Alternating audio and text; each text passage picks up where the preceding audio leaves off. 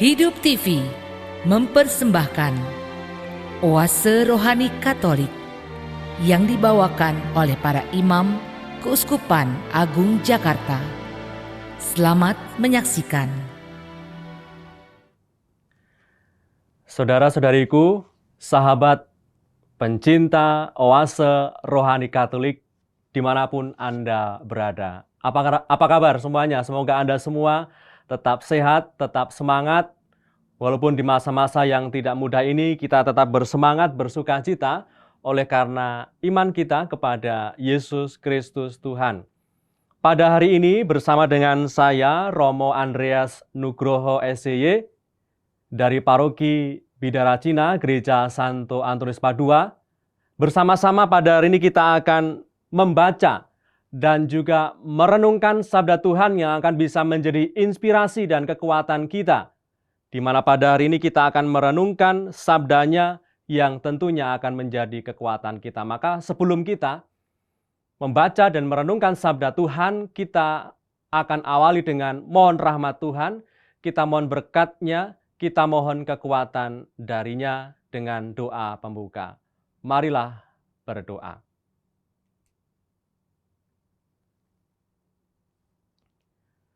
Dalam nama Bapa dan Putra dan Roh Kudus. Amin. Allah Bapa yang Maha Baik, kami bersyukur atas penyertaan dan penyelenggaraanmu yang selalu baru, yang selalu menguatkan kami di dalam segala dinamika perjalanan hidup kami. Pada kesempatan ini, anugerahkanlah curahan Roh Kudus-Mu, agar kami mampu membuka hati kami bagi sabda-Mu. Semoga sabda-Mu yang kami dengar pada hari ini bisa menjadi oase rohani bagi kami, menjadi sumber kesegaran bagi kami untuk kembali meniti dan juga menjalani hari-hari kami di tengah masa-masa sekarang ini. Doa ini kami aturkan kepadamu dengan pengantaran Yesus Kristus Putramu, Tuhan dan pengantara kami, yang hidup dan meraja bersama Engkau dalam persekutuan dengan Roh Kudus, Allah meraja, kini dan sepanjang segala masa. Amin. Demi nama Bapa dan Putra dan Roh Kudus. Amin. Saudara-saudariku, sahabat Oase Rohani Katolik, kita akan mendengarkan sabda Tuhan pada hari ini dari bacaan yang pertama. Pada hari ini, Senin 16 November 2020, kita memasuki Pekan Biasa yang ke-33. Bacaan pertama dari Kitab Wahyu, bab 1 ayat 1 sampai 4, dilanjutkan bab 2 ayat 1 sampai 5a. Inilah wahyu Yesus Kristus yang dikaruniakan Allah kepadanya, supaya ia menunjukkan kepada hamba-hambanya apa yang akan segera harus terjadi. Maka ia mengutus malaikatnya untuk menyatakan semuanya kepada Yohanes hambanya. Yohanes telah memberi kesaksian tentang sabda Allah dan tentang kesaksian yang diberikan oleh Yesus Kristus, yaitu segala sesuatu yang telah dilihatnya. Berbahagialah orang yang membacakan dan mendengarkan kata-kata nubuat ini, dan yang menuruti apa yang tertulis di dalamnya, sebab waktunya sudah dekat. Dari Yohanes kepada ketujuh jemaat di Asia Kecil, kasih karunia dan damai sejahtera dari Dia yang ada kini, dulu, dan yang akan datang, dan dari ketujuh roh yang ada di hadapan tahtanya, dan dari Yesus Kristus menyertai kalian. Tuhan bersabda kepadaku, tuliskanlah kepada malaikat jemaat di Efesus yang memegang ketujuh bintang di tangan kanannya dan berjalan di antara ketujuh kaki dian emas. Dia bersabda, aku tahu segala pekerjaanmu, baik jeripayah maupun ketekunanmu, Aku tahu bahwa engkau tidak sabar terhadap orang-orang jahat. Engkau telah menguji orang-orang yang menyebut diri rasul, padahal mereka bukan rasul. Engkau telah mendapati bahwa mereka pendusta. Engkau tetap tabah dan sabar. Engkau menderita sengsara demi namaku dan tidak mengenal lelah. Namun demikian aku mencela engkau, karena engkau telah meninggalkan kasih-Mu yang semula. Sebab itu sadarilah betapa dalamnya engkau telah jatuh. Bertobatlah dan lakukanlah apa yang kau lakukan semula. Demikianlah sabda Tuhan, syukur kepada Allah. Mazmur tanggapan dengan referen, barang siapa menang akan kuberi makan buah pohon kehidupan. Barang siapa menang akan kuberi makan buah pohon kehidupan. Berbahagialah orang yang tidak berjalan menurut nasihat orang fasik, yang tidak berdiri di jalan orang berdosa, dan yang tidak duduk dalam kumpulan kaum pencemooh. Tetapi yang kesukaannya ialah hukum Tuhan, dan siang malam merenungkannya. Barang siapa menang, akan kuberi makan buah pohon kehidupan. Ia seperti pohon yang ditanam di tepi aliran air. Ia menghasilkan buah pada musimnya, dan daunnya tak pernah layu. Apa saja yang diperbuatnya berhasil. Barang siapa menang, akan kuberi makan buah pohon kehidupan. Bukan demikianlah orang-orang fasik. Mereka seperti sekam yang ditiup angin, sebab Tuhan mengenal jalan orang benar, tetapi jalan orang fasik menuju kebinasaan. Barang siapa menang, akan kuberi makan buah pohon kehidupan. Alleluia, alleluia, alleluia. Akulah terang dunia, barang siapa mengikuti aku, ia akan mempunyai terang hidup. Alleluia, alleluia, alleluia. Tuhan sertamu. Inilah Injil Yesus Kristus menurut Lukas. Dimuliakanlah Tuhan. Sekali peristiwa ketika Yesus hampir tiba di Yeriko, ada seorang buta duduk di pinggir jalan dan mengemis. Karena mendengar orang banyak lewat, ia bertanya, "Ada apa itu?" Kata orang kepadanya, "Yesus orang Nazaret sedang lewat." Maka si buta itu berseru, "Yesus anak Daud, kasihanilah aku." Orang-orang yang berjalan di depan menyuruh dia diam. Tetapi semakin kuat ia berseru, "Yesus anak Daud, kasihanilah aku." Maka Yesus pun berhenti dan menyuruh orang mengantar dia kepadanya. Ketika si buta itu sudah dekat, Yesus bertanya kepadanya, "Apa yang kau inginkan ku perbuat bagimu?" Jawab orang itu, "Tuhan, semoga aku melihat." Maka Yesus berkata, "Melihatlah, imanmu telah menyelamatkan engkau." Pada saat itu juga ia melihat, lalu mengikuti Yesus sambil memuliakan Allah. Seluruh rakyat menyaksikan peristiwa itu dan memuji-muji Allah. Demikianlah Injil Tuhan. Terpujilah Kristus.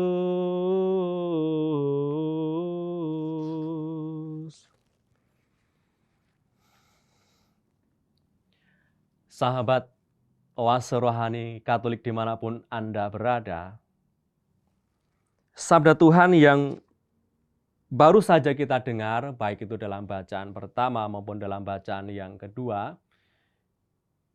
sekiranya sangat menarik untuk kita dalami dan kita renungkan.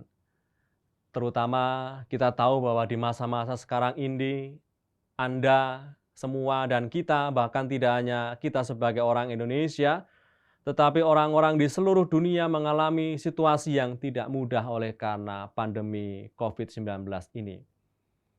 Dan tentunya situasi sakit penyakit yang ada di sekitar kita menimbulkan kecemasan, ketakutan, dan tidak ingat, bahkan bisa membuat kita lupa akan kasih Tuhan yang sebenarnya jauh lebih besar, jauh lebih berkuasa daripada segala sakit penyakit yang sedang kita alami, yang ada di sekitar kita. Maka melalui sabda pada hari ini fokus utama adalah betapa Allah itu mengasihi kita. Kasih Allah itu sungguh-sungguh direnungkan, dihayati, dan menjadi kekuatan orang-orang pada zaman Yesus, pada zaman para rasul, dan juga tentunya kita ingin rasakan juga hingga sampai saat ini. Bahwa kasih Tuhan selalu nyata, selalu baru, untuk semua orang sepanjang segala masa, sepanjang segala zaman. Tentu Anda akan menjawab amin. Maka pada kesempatan ini kita ingin melihat ini dan merenungkan satu persatu sabda Tuhan yang kita dengar pada hari ini. Tadi dalam bacaan yang pertama, sabda yang pertama kita mendengarkan dari kitab Wahyu, di mana Rasul Yohanes menuliskan kepada kita tentang pengalamannya sungguh-sungguh dikasihi oleh Tuhan. Tadi dikatakan dalam ayat yang kedua, dalam bab 1 dikatakan di situ, Yohanes telah memberi kesaksian. Ini penting, ini yang digarisbawahi adalah kesaksian. Kesaksian yang benar tentang sabda Allah dan tentang kesaksian yang diberikan oleh Yesus Kristus, yaitu segala sesuatu yang telah dilihat ini. Ini saksi kunci. Para rasul, di mana ada 11 rasul, karena ada satu yang berkhianat, tetapi nanti akan digantikan posisinya oleh Matias. Mereka, para rasul ini memiliki pengalaman dan posisi yang tak tergantikan oleh siapapun juga. Di mana lewat ke-12 murid ini, mereka sungguh mengalami ini. Mereka sungguh mengalami, melihat, merasakan, tinggal, dan hidup bersama dengan Tuhan Yesus. Dan inilah yang diwartakan oleh Yohanes. Sehingga Yohanes itu tidak menuliskan sesuatu tulisan kosong. Tulisan hanya merupakan fiktif belaka. Kalau Anda misalnya melihat itu ya ada semacam film, kalau ada film drama tertentu, lalu ada film-film kolosal tertentu, biasanya kalau ada itu biasanya di belakang ada tulisan, ini adalah fiktif belaka. Bila ada kesamaan peran, mohon dimaafkan. Kesamaan nama, mohon dimaafkan. Tetapi bukan ini bukan fiktif, bahwa Yohanes ini menuliskan kesaksian. Kesaksian yang sungguh dia menjadi saksi mata. Saksi kunci di mana Yesus sungguh memberikan itu. Di mana Yesus sungguh mewartakan itu, mewartakan kebenaran itu, mewartakan sukacita itu.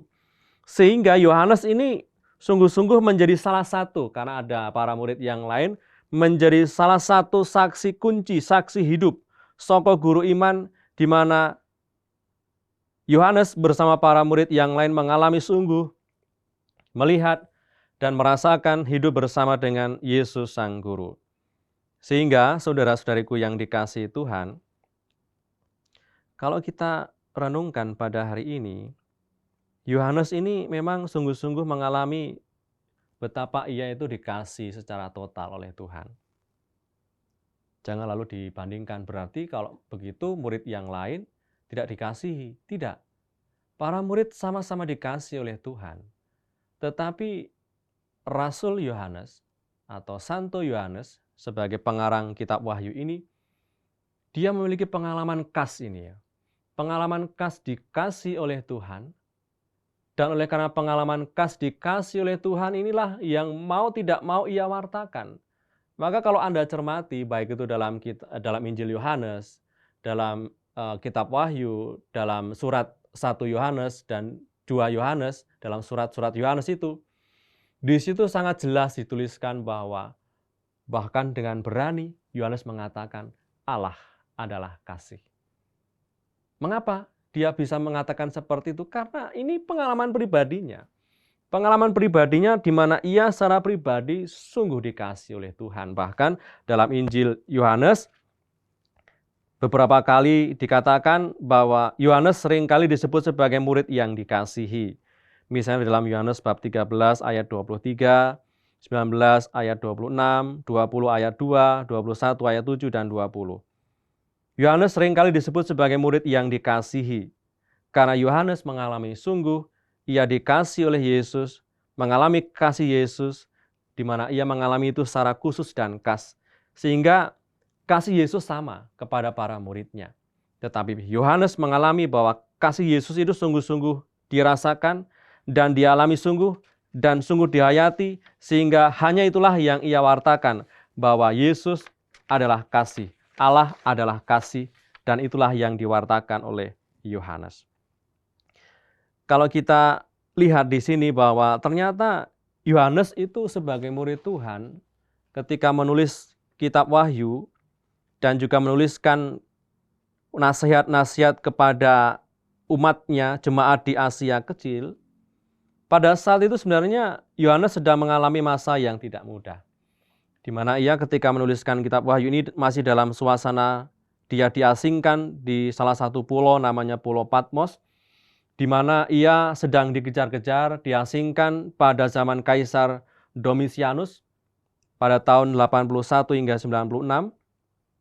Dalam situasi yang tidak mudah, ia sebagai murid Tuhan dan juga para murid yang lain dan juga para pengikut Kristus yang setia kepada Kristus ada dalam masa-masa yang tidak mudah. Tidak seperti sekarang ini, di mana mereka sebagai pengikut Tuhan dicari, dikejar-kejar, dipersekusi, ketika sudah ditangkap, disiksa, bahkan banyak yang dibunuh. Di mana mereka tidak mau mengingkari imannya. Daripada mereka mengingkari imannya, mengingkari iman berarti juga menjauhkan mereka dari keselamatan.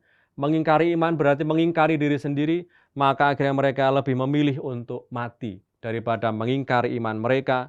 Karena dengan mengingkari iman mereka, berarti mereka tidak mendapatkan hidup kekal. Tetapi kalau mereka setia kepada iman itu, kepada Yesus Tuhan, walaupun raga mereka bisa dibunuh oleh para penganiaya, tetapi jiwa mereka mengalami hidup kekal oleh karena sukacita, kegembiraan itu. Sehingga inilah masa-masa yang tidak mudah. Di mana dalam tulisan ini sebenarnya Yohanes ini sebagai murid Tuhan, sebagai pengikut Tuhan, ini sedang menghibur umat di Asia Kecil yang sedang menderita akibat penganiayaan. Masa-masa yang tidak mudah. Sehingga ia hadir untuk meneguhkan, menguatkan orang yang percaya kepada Yesus Kristus Tuhan. Maka ini juga sebenarnya menjadi ajakan bagi kita untuk kembali merenungkan dan mengingat bahwa tentu kita semua pernah mengalami masa-masa yang tidak mudah. Apalagi seperti sekarang ini, kita mengalami penderitaan, kita mengalami kesusahan, kita tidak bisa beraktivitas dengan baik seperti semula oleh karena masa pandemi yang tidak mudah ini. Kiranya hiburan Yohanes kepada umatnya di Asia Kecil, di mana tadi dikatakan kasih karunia dan damai sejahtera dari Dia yang ada kini, dulu, dan yang akan datang, dan dari ketujuh roh yang ada di hadapan tahtanya, dan dari Yesus Kristus menyertai kalian. Maka dikatakan di sini bahwa kasih karunia dan damai sejahtera dari Dia. Dia itu dari Tuhan Yesus yang ada dulu, sekarang, dan akan datang. Ini menandakan bahwa Tuhan Yesus itu ada di dalam segala zaman, di dalam hidup kita, bagi setiap orang yang percaya kepadanya. Maka sekiranya tidak berlebihan kalau kita mengatakan bahwa walaupun Yohanes ini menuliskan suratnya itu pada tahun 81, berarti ribuan tahun yang lalu, Tetapi sekiranya maknanya tetap bisa kita renungkan hingga sampai sekarang ini, dan maknanya bisa kita dapatkan, bisa kita ambil hingga pada saat ini, di mana situasi yang tidak mudah itu selalu dihadapi oleh para murid, oleh para pengikut Tuhan. Tentu Anda mungkin pernah mengalami situasi yang tidak mudah, oleh karena setia kepada iman, hidup menjadi tidak mudah oleh karena berbagai macam tantangan dan kesulitan. Tetapi Yohanes ini mengajak kita untuk berani bertekun. Dikatakan tadi bahwa dalam kitab Wahyu dikatakan, sebab itu sadarilah, hendaklah kamu tetap sabar dan tetap tabah. Engkau menderita sengsara demiku, demi namaku, dan tidak mengenal lelah. Yohanes ini sadar bahwa umatnya ini sudah mengalami situasi yang tidak mudah. Umatnya di Efesus ini sedang mengalami situasi yang tidak mudah, mengajak mereka untuk berani menyerahkan seluruhnya kepada Yesus Kristus Tuhan. Walaupun mereka ini mengalami situasi yang tidak mudah, dikejar-kejar, dianiaya oleh kekaisaran yang ada pada waktu itu, tetapi Yohanes yang walaupun pada saat itu sedang dipenjara dan diasingkan, tetap bisa menyapa umatnya yang sedang menderita, sehingga saling menguatkan dalam situasi yang tidak mudah ini. Maka saudara-saudariku, Anda dan kita semua sebagai murid Tuhan tentu mengalami sungguh seperti yang dialami oleh Yohanes ini.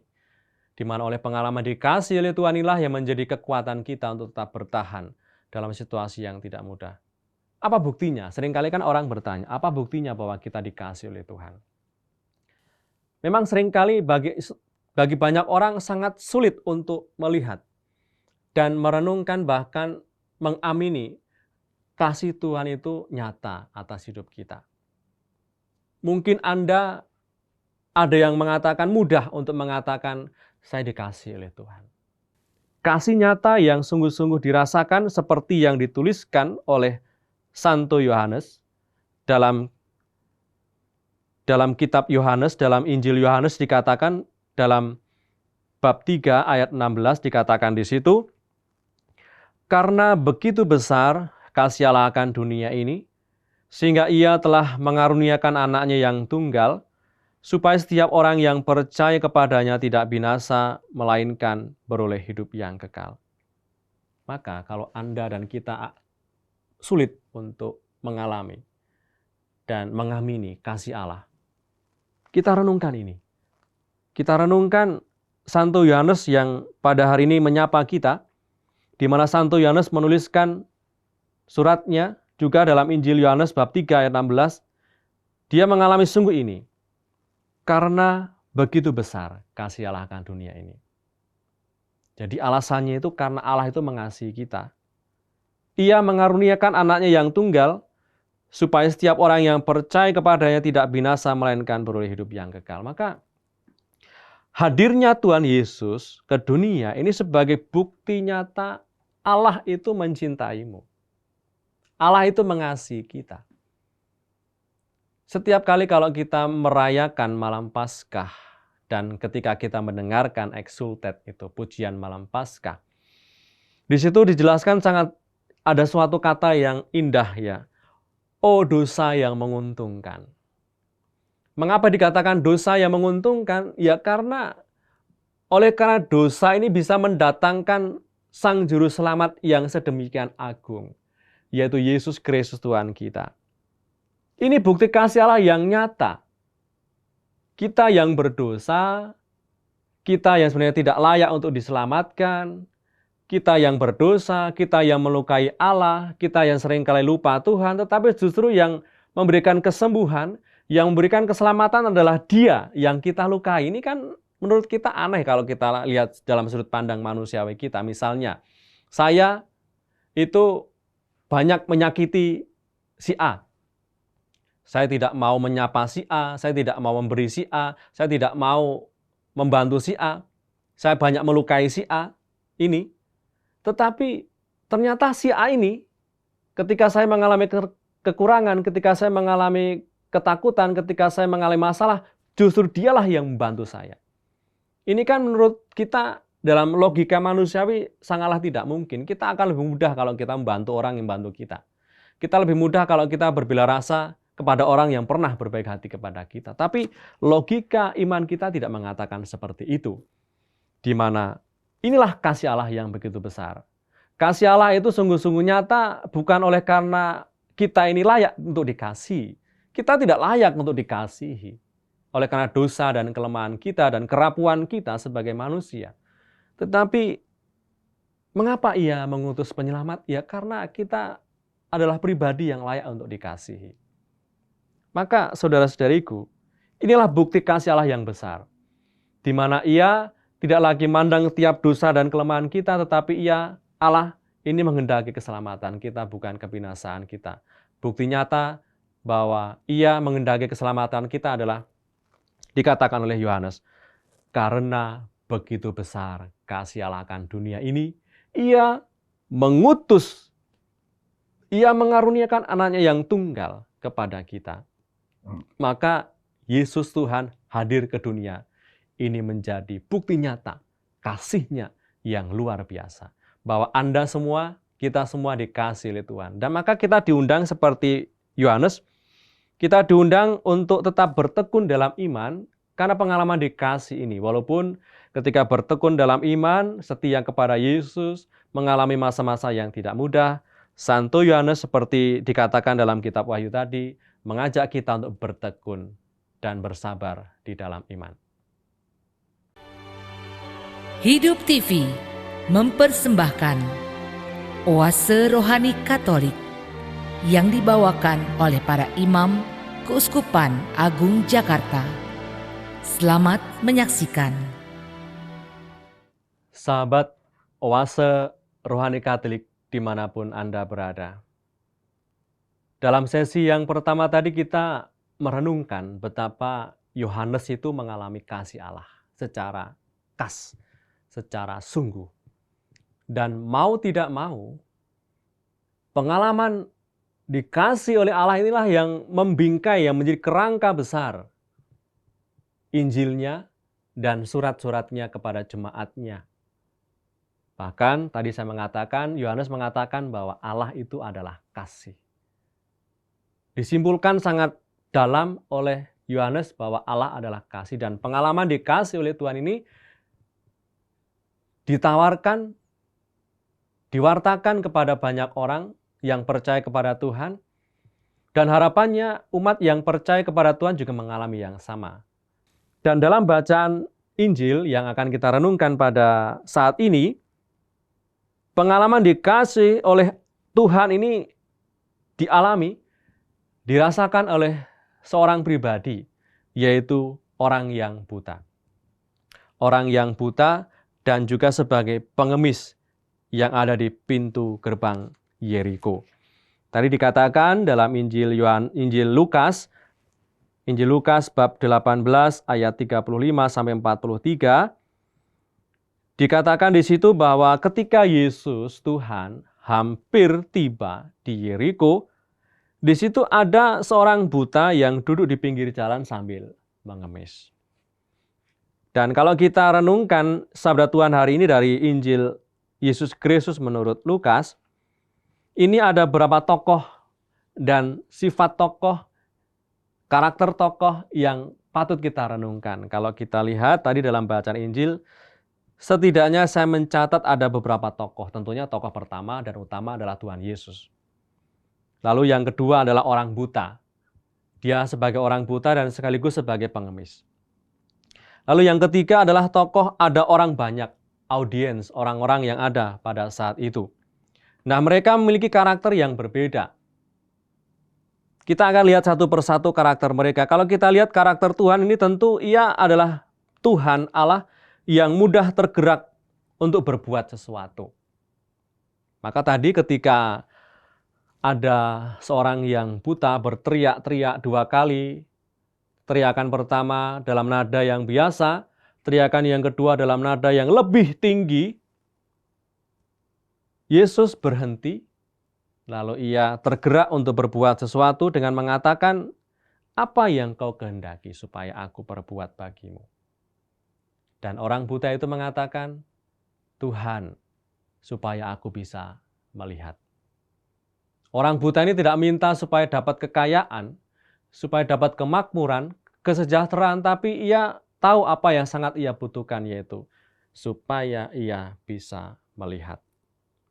Lalu kita lihat ini karakter orang buta dan sebagai pengemis, dia adalah karena kebutaannya, maka mendesak dia, membuat dia untuk mengandalkan hidupnya dari kebaikan dan belas kasih orang lain yang lewat di depannya. Sehingga orang buta ini mengapa dikatakan tadi duduk di pintu gerbang di Yeriko, duduk di pinggir jalan dan mengemis, karena ia sebagai orang buta tidak bisa berbuat apa-apa, yang bisa ia lakukan adalah mengandalkan hidupnya dari kebaikan dan belas kasih orang yang lewat. Ini konteks pada masa itu, pengemis pada masa itu. Lalu yang ketiga adalah orang banyak. Orang banyak itu adalah orang-orang pada zaman Yesus yang pada waktu itu sedang mengurumuni Yesus, di mana mereka adalah orang yang pada awalnya tidak mau menaruh belas kasihan ketika ada sesamanya yang menderita. Mereka tidak mau menaruh belas kasihan dan berbela rasa kepada mereka. Buktinya adalah ketika pengemis ini berteriak-teriak, justru orang banyak ini menegur orang buta ini supaya tidak lagi berteriak-teriak dan menyusahkan Yesus Sang Guru. Dan yang tidak kalah menarik adalah kita akan renungkan di sini, di mana itu semua terjadi, kisah di mana Yesus menyembuhkan seorang buta itu terjadi di pintu gerbang Yeriko. Ketika ia hampir sampai Yeriko kalau kita lihat dalam kisah Perjanjian Lama Yeriko adalah pintu gerbang tanah terjanji. Sehingga kalau kita baca itu bahwa Israel sebagai bangsa pilihan ketika ia keluar dari perbudakan Mesir, Yeriko adalah tempat terakhir bagi bangsa Israel sebelum ia memasuki tanah terjanji. Dan tentunya ini merupakan sebuah ironi sebenarnya kalau di situ dikatakan ada seorang yang buta dan pengemis, di mana orang ini adalah sesama bangsa Israel. Sesamanya sebagai orang Israel, tetapi ketika melihat ada sesamanya yang menderita, sesamanya yang buta dan menderita, tetapi kenapa mereka tidak menaruh belas kasihan dan memberikan bantuan kepada mereka? Karena apa? Dalam kitab Taurat, itu sangat jelas dituliskan dalam kitab Taurat, misalnya dalam kitab Ulangan, di situ dikatakan dalam kitab Ulangan bab 15 ayat 7, dikatakan di situ, jika sekiranya ada di antaramu seorang miskin, salah seorang saudaramu di dalam salah satu tempatmu, di negeri yang diberikan kepadamu oleh Tuhan Allahmu, maka janganlah engkau menegarkan hati ataupun menggenggam tangan terhadap saudaramu yang miskin itu. Sebab, lalu dikatakan dalam ayat yang 11, kitab Ulangan bab 15 ayat 11, sebab orang-orang miskin tidak hentinya akan ada di negeri itu, itulah sebabnya aku beri perintah kepadamu demikian. Haruslah engkau membuka tangan lebar-lebar bagi saudaramu yang tertindas dan yang miskin di negerimu. Nah, ini konteksnya terjadi di Yeriko. Di mana Yeriko adalah tempat yang bersejarah, di mana bangsa Israel pada kala itu sedang mengalami perjalanan yang amat panjang. Ketika ia harus melewati padang gurun pasir yang ganas, dari Mesir menuju tanah terjanji, dalam perjalanan yang panjang, tempat yang terakhir sebelum mereka masuk ke tanah terjanji adalah Yeriko. Dan ternyata, walaupun sudah ada hukumnya, walaupun sudah ada tertulis dalam perintah Taurat dalam kitab Ulangan, di mana mereka diharapkan untuk menaruh belas kasih, menaruh hati kepada sesama yang menderita, yang berkekurangan, ternyata mereka sebagai bangsa pilihan menutup mata dan menegarkan hati ketika melihat realitas penderitaan di depan hidungnya, di depan mata mereka. Bahkan tadi dikatakan orang banyak itu menegur dia supaya tidak usahlah teriak-teriak, tidak usahlah mengganggu kenyamanan, mengganggu situasi pada saat itu. Ketika orang ini berteriak-teriak kan mengganggu situasi. Maka mereka, orang banyak ini menegur orang buta ini supaya kamu diamlah, nggak usah ganggu, tidak usah membuat masalah dengan teriakanmu itu. Tuhan Allah jelas memberikan perintah dalam kitab Ulangan tadi, supaya mereka sebagai bangsa pilihan, bangsa yang dipilih Allah hendaknya ini memiliki sifat seperti Allah, yaitu mau berbelas kasih ketika ada sama yang menderita. Tetapi mereka apa yang dilakukan? Mereka tidak peduli. Ketika mereka berteriak mohon belas kasih Tuhan, mereka meminta supaya mereka diam, tutup mulut.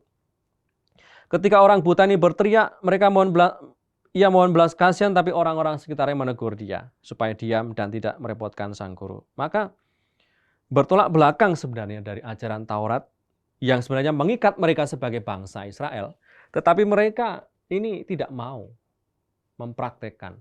Mereka menegarkan hati. Mereka menutup diri. Mereka menutup mata. Mereka menjadi buta akan kebutuhan sesamanya, bahkan di depan mata mereka. Tetapi inilah yang sebenarnya gambaran yang ingin kita bisa renungkan dalam hidup kita, bahwa kebutaan pengemis ini sebenarnya menggambarkan akan juga kebutaan orang-orang pada waktu itu, dan juga menjadi pesan bagi kita semua. Di mana kalau kita renungkan tadi bahwa orang buta ini walaupun dia buta secara fisik, di mana ia tidak bisa melihat secara fisik seperti kita melihat. Orang buta ini walaupun dia tidak bisa melihat dengan indera penglihatannya, tetapi ia mampu mendengar. Mendengar bahwa Yesus Tuhan sedang lewat. Dan ternyata orang buta ini tidak melewatkan momen. Ada kesempatan, maka ia gunakan kesempatan itu. Ketika ia mendengar bahwa Yesus lewat, tentu pengemis yang buta ini tahu siapa Yesus. Dia banyak mendengar, karena dia banyak di pinggir jalan, tentu banyak orang yang berbicara. Karena saya yakin bahwa pada waktu itu hadirnya Tuhan Yesus dengan karya mukjizat yang telah dilakukannya ini menjadi buah tutur pada waktu itu. Maka dia sebagai pengemis yang ada di pinggir jalan tentu banyak mendengar, walaupun dia tidak melihat, tapi banyak mendengar tentang Yesus. Ketika ada orang lewat, banyak orang berbicara tentang Yesus sedang menyembuhkan orang yang sakit. Ketika ada orang lewat berkerumun, ia mendengarkan tentang Yesus yang mampu menyembuhkan, yang mampu membangkitkan orang mati. Ketika ada orang lewat lagi, dia mendengar kisah di mana Yesus menyembuhkan orang yang sakit kusta dan seterusnya. Orang yang kerasukan setan disembuhkan oleh Yesus.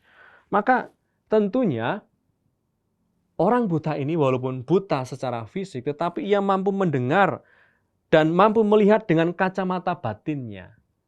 Di mana walaupun ia tidak bisa melihat secara fisik, tetapi imannya berbicara. Ia memiliki kacamata iman yang sungguh-sungguh jernih, di mana iman itu berasal sungguh dari pendengaran yang dialami oleh orang yang buta ini. Maka persis dikatakan dalam salah satu surat Paulus bahwa iman itu berasal dari pendengaran. Kita tentu juga mengenal Yesus juga oleh karena mendengar.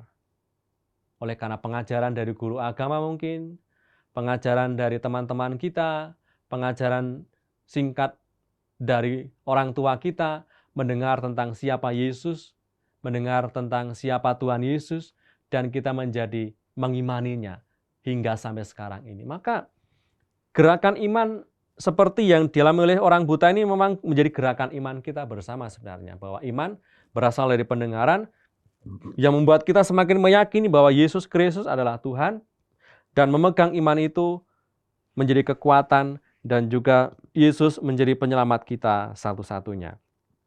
Maka orang buta tadi, dia menangkap momen. Dia tidak mau melewatkan momen yang luar biasa itu. Yang biasanya dia hanya mendengar dari orang lain, ketika orang lain lewat di depannya, lalu walaupun dia tidak memberi sesuatu kepada pengemis itu, dia hanya mendengar ketika orang lewat di depannya, mendengar tentang Yesus, Yesus menyembuhkan ini, Yesus mengusir setan, Yesus menyembuhkan penyakit ini dan itu. Maka ini lama-lama menimbulkan kekuatan, menimbulkan keyakinan. Oh, Yesus betapa hebatnya. Apakah dia Mesias yang dinanti-nantikan?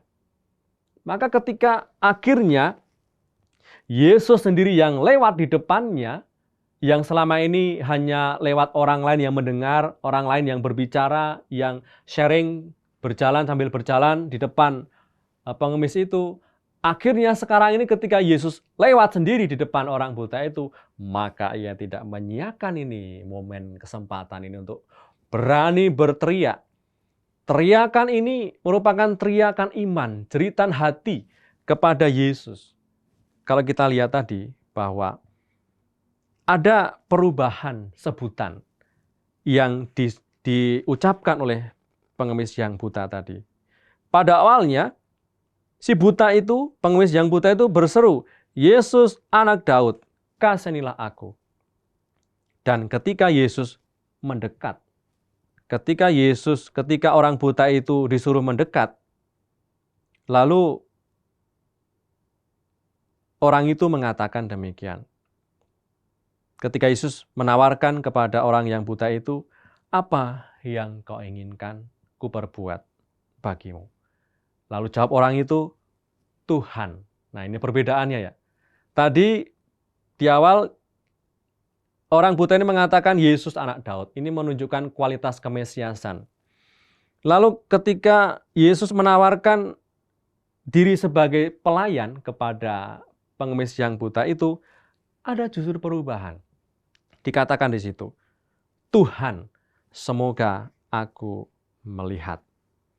Maka Yesus, Tuhan, sungguh-sungguh tidak menutup mata. Yang pada waktu itu banyak orang menutup mata akan kebutuhan sesamanya, tetapi Yesus mau menunjukkan hatinya, menunjukkan perhatiannya kepada orang yang buta ini. Sehingga orang buta yang menangkap kesempatan itu, lalu Yesus menanggapi itu, menanggapi jeritan hati orang yang buta ini. Tadi dikisahkan sangat indah sebenarnya. Sebelum orang buta ini meminta dari Yesus, sebelum orang buta ini tahu bahwa Yesus lewat, orang buta ini bertanya kepada orang sekitarnya. Ia bertanya, "Ada apa itu?" Lalu kata orang kepadanya, "Yesus orang Nazaret sedang lewat." Maka inilah yang ditangkap oleh orang buta ini. Ia tidak menyia-nyiakan kesempatan ini, ia ingin mendapatkan sesuatu dari Tuhan. Nah, kalau kita renungkan, saudara-saudariku, sahabat Oase Rohani Katolik dimanapun Anda berada, ada sebuah kalimat yang patut kita renungkan dan dalam maknanya. Tadi dikatakan dalam Injil Lukas bab 18 ayat 37 dikatakan di situ. Kata orang kepadanya, "Yesus orang Nazaret sedang lewat." Nah, kata sedang lewat ini adalah kata yang sama dalam kitab Keluaran sebagai awal dari pembebasan bangsa Israel dari perbudakan di Mesir. Dalam kesempatan audiensi Paus Fransiskus pada hari Rabu 15 Juni 2016, dikatakan oleh Paus bahwa Yesus orang Nazaret sedang lewat, dan kata lewat ini adalah kata yang sama. Kata yang sama dalam kitab Keluaran bab 12 ayat 23 dikatakan di situ. "Dan Tuhan akan menjalani Mesir untuk menulainya. Apabila ia melihat darah pada ambang atas dan pada kedua tiang pintu itu, maka Tuhan akan melewati pintu itu dan tidak membiarkan pemusnah masuk ke dalam rumahmu untuk menulahi." Maka dari kata Yesus lewat, ini direfleksikan seperti ketika sebelum bangsa Israel ini keluar dari perbudakan Mesir, diantar oleh Musa menuju tanah terjanji. Di mana pada waktu itu ketika Tuhan Allah malam sebelum bangsa Israel pergi meninggalkan Mesir, Tuhan Allah berjalan ke rumah-rumah yang ada di Mesir itu. Ketika Tuhan Allah melihat itu ada darah di ambang atas tiap pintu rumah, maka Tuhan Allah akan melewati. Kalau Tuhan melewati berarti dia memberikan keselamatan. Kalau tidak ada tanda darah dalam ambang atas tiap kedua pintu, maka Allah akan memberikan bencana kepada rumah dan orang yang ada di rumah itu. Tetapi oleh karena melihat tanda darah itu, maka Tuhan lewat dan artinya memberikan keselamatan kepada orang yang ada di dalam rumah yang ada tanda darah di ambang kedua atas pintu itu. Maka ini mau menandakan bahwa ketika tadi orang-orang itu mengatakan Yesus orang Nazaret sedang lewat, Yesus orang Nazaret lewat, itu artinya Yesus ingin memberikan keselamatan. Keselamatan kepada orang bahwa selalu ada pembebasan dan keselamatan. Dan orang buta mendapatkan keselamatan itu. Bukan hanya fisiknya yang disembuhkan, tetapi juga hidupnya. Tetapi juga jiwanya diselamatkan. Sehingga dari sisi orang buta ini, oleh karena dia banyak mendengar tentang siapa Yesus, maka ketika Yesus lewat, ia tidak menyia-nyiakan momen itu. Oleh karena pengenalannya lewat pendengaran tentang siapa Yesus, ia berani berteriak, Yesus, anak Daud, kasihanilah aku. Dan ketika Yesus ada di depan orang yang buta itu, Tuhan Yesus mengatakan, hai saudara, apa yang bisa kuperbuat untukmu? Lalu orang itu, oleh karena melihat dan mengalami sungguh sapaan keilahian Tuhan, ia merasakan sungguh betapa Allah itu dekat dengan hidupnya. Orang buta itu mengatakan, Tuhan. Tuhan itu artinya adalah sebutan kepada Tuhan Yesus setelah pasca kebangkitan. Tuhan, supaya aku melihat. Dan ternyata Yesus mengatakan, melihatlah imanmu telah menyelamatkan engkau. Maka saudara-saudariku, ini ada pengalaman yang luar biasa. Di mana orang buta yang tidak bisa melihat, tetapi ia pendengarannya sangat jelas. Banyak mendengar tentang Yesus, dan lewat pendengaran itu ia kembali menumbuhkan dalam hatinya tentang siapa Yesus yang menjadi kekuatannya. Dan ketika Yesus lewat, Yesus sungguh-sungguh memberikan apa yang sangat ia butuhkan. Dari pihak orang buta, Yesus menangkap. Dari pihak orang buta, ia sungguh mengharapkan keselamatan itu. Dan Yesus menangkap kebutuhan dari orang yang buta itu, di mana Yesus memberikan apa yang sangat dibutuhkan oleh orang yang buta itu, yaitu supaya ia bisa melihat. Dan tadi kalau kita renungkan di sini ada perubahan identitas, perubahan status orang buta ini.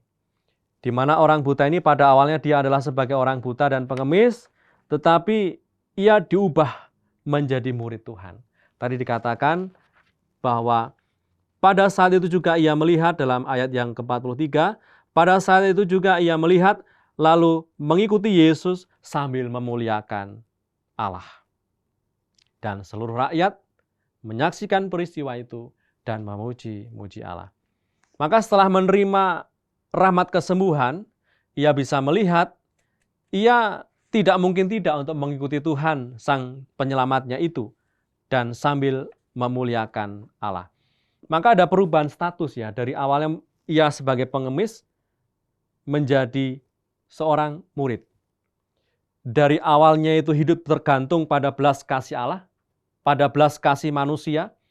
Pada awalnya ia hidup tergantung pada kemurahan hati orang. Karena ia sebagai pengemis, ia mengharapkan kemurahan hati orang. Sekarang ia menjadi murid Tuhan, berarti ia mau menunjukkan belas kasih kepada sesama. Maka pada awalnya ia mengalami dikasih Tuhan, berubah menjadi mau menunjukkan belas kasih Tuhan. Seperti dalam bacaan pertama tadi bahwa Yohanes mengalami kasih Tuhan. Maka mau tidak mau itulah yang diwartakan, bahwa Allah adalah kasih. Maka inilah yang menjadi cara hidup sebagai orang beriman. Cara hidup kita sebagai orang beriman artinya mengikuti Yesus dan memuliakannya. Inilah yang menjadi ajakan dari kisah Injil yang kita dengar pada hari ini, di mana orang buta ini mendapatkan kesembuhan fisik, tetapi hidupnya juga diselamatkan oleh karena imannya berbicara di situ, di mana ia sungguh meyakini bahwa Yesus Kristus adalah Tuhan dan Penyelamat. Maka saudara-saudariku, sahabat Oase Rohani Katolik dimanapun Anda berada, inilah perubahan status yang bisa kita lihat di sini. Di mana pengemis tadi sebagai pengemis sekarang menjadi seorang murid karena dia mengikuti dan memuliakan Tuhan. Yang pada awalnya ia hidup bergantung pada kemurahan Tuhan, ketika sudah menjadi murid Tuhan, ia ingin menunjukkan kemurahan hati Tuhan itu kepada sesama. Maka persis dikatakan oleh Santo Irenaeus. Santo Irenaeus itu pernah mengatakan demikian. Gloria Dei homo vivens. Artinya, kemuliaan Allah adalah manusia yang sungguh-sungguh hidup. Memang saya hidup. Saya bisa berbicara, saya bisa menggerak-gerakkan tangan saya bisa bernafas, saya bisa mengedip-ngedipkan mata saya bisa memandang Anda semua, dan Anda juga bisa bergerak ini dan itu, Anda juga hidup dan bisa melihat saya. Tetapi apakah cukup itu yang dikatakan oleh Santo Irenaeus, bahwa kemuliaan Allah adalah manusia yang sungguh-sungguh hidup? Maka gerakan manusia yang sungguh-sungguh hidup seperti yang dialami oleh orang buta tadi, di mana ketika ia menyadari bahwa ia sudah bisa melihat, lalu ia mengikuti dia sambil memuliakan Allah. Maka inilah gerakan manusia yang sungguh-sungguh hidup, mengikuti Yesus dan memuliakannya. Sehingga kita bisa dikatakan manusia yang sungguh-sungguh hidup kalau kita juga bisa menghidupi, memperjuangkan sifat-sifat Allah yang juga sebenarnya melekat pada kita semua. Mengapa melekat pada kita semua? Karena kita, Anda semua ini diciptakan seturut gambar dan rupa Allah. Maka identitas ilahi, gambar ilahi itu ada padamu. Serapuh-rapuhnya kita. Sebanyaknya dosa dan kelemahan kita. Kita tetap yakin bahwa masih ada gambar ilahi di dalam diri kita yang rapuh dan lemah ini. Karena apa? Dalam kitab Kejadian dikatakan bahwa kita semua diciptakan seturut gambar dan rupa Allah. Jadi bukan gambar dan rupa hewan, gambar dan rupa pohon-pohonan, tumbuhan, tapi tidak. Tetapi ketika Allah menciptakan manusia, Allah mengatakan bahwa kita diciptakan seturut gambar dan rupa Allah. Maka kita bisa menghidupi cara hidup kita yang bisa memuliakan Allah kalau kita juga bisa memperjuangkan dan juga bisa menghidupi cara hidup Allah. Cara hidup Allah seperti yang kita renungkan pada hari ini. Allah adalah kasih. Allah yang mudah tergerak hatinya oleh belas kasihan ketika Yesus mau membuka hatinya. Mau berbuat sesuatu. Ia tidak menegarkan hatinya seperti orang-orang pada waktu itu. Tetapi Yesus sungguh-sungguh membuka hati dan tergerak mau menjadi pelayan. Tadi kan sikap pelayan Yesus sangat jelas dikatakan dalam ayat 41. Saudara, apa yang kau kehendaki supaya aku perbuat bagimu? Jawab orang itu, Tuhan, supaya aku bisa melihat. Maka permenungan pada hari ini bisa kita puncaki dengan ini. Dengan seperti tawaran dari Tuhan Yesus tadi. Di mana Yesus dengan rendah hati, dia sebagai Tuhan, merendahkan dirinya sebagai hamba. Dia mengatakan, saudara, apa yang kau kehendaki supaya aku perbuat bagimu? Maka kalau misalnya ini kita membayangkan dan merenungkan. Yesus hadir di hadapanmu. Lalu Yesus mengatakan, saudara, lalu Anda bisa menyebut nama Anda sendiri. Apa yang kau kehendaki supaya aku perbuat bagimu? Lalu Anda akan minta apa pada kesempatan ini? Kalau orang buta tadi mengatakan, Tuhan, supaya aku dapat melihat. Dan tentunya Anda dan kita semua sedang mengalami masa-masa yang tidak mudah. Kita punya persoalan, kita semua permasalahan dalam hidup ini. Cobalah berani mengatakan kepada Tuhan. Ketika Tuhan pada hari ini menyampaikan sabdanya kepada orang buta itu juga menyapa kita semua. Saudara, hai kamu, apa yang kau kehendaki supaya aku perbuat bagimu? Maka Yesus hadir sebagai pelayanmu.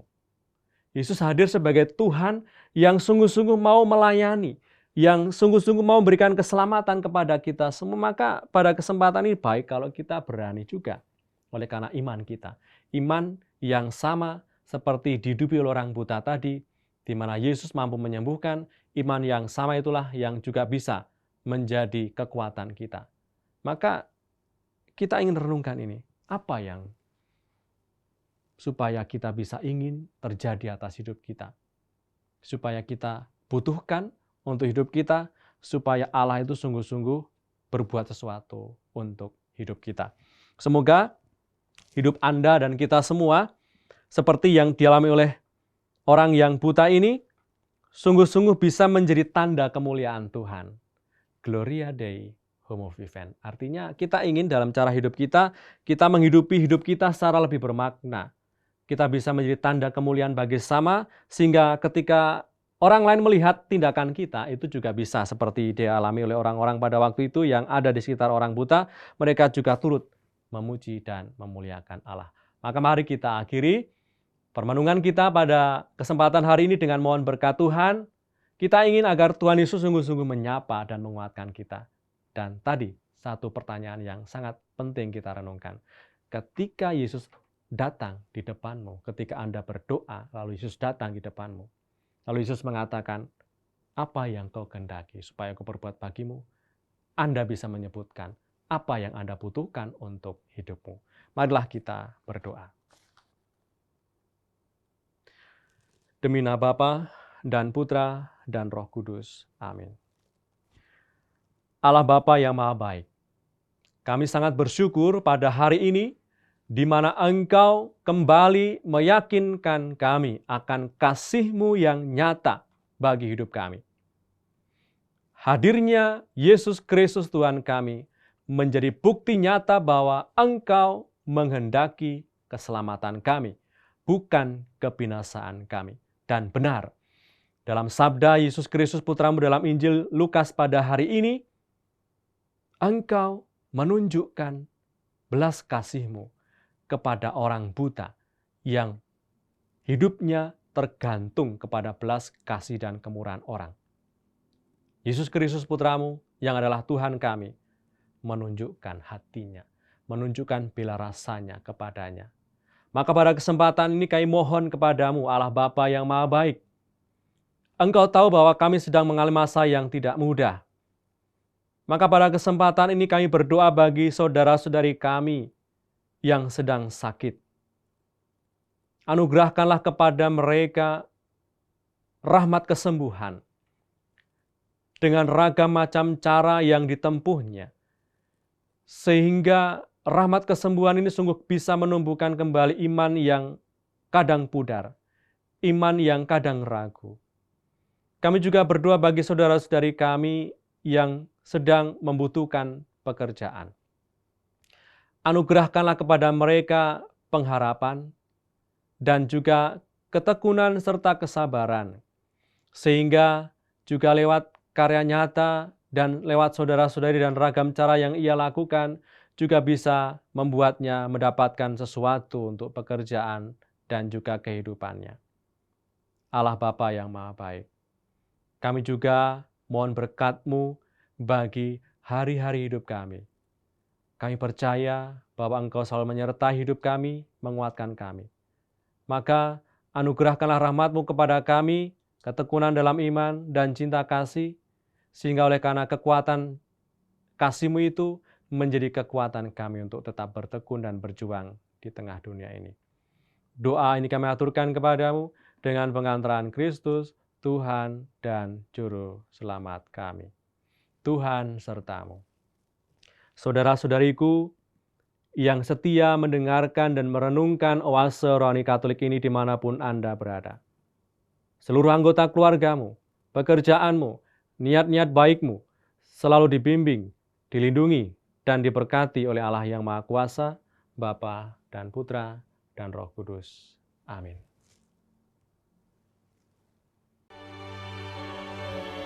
Demikianlah oase rohani Katolik yang dibawakan oleh para imam Keuskupan Agung Jakarta. Tuhan memberkati.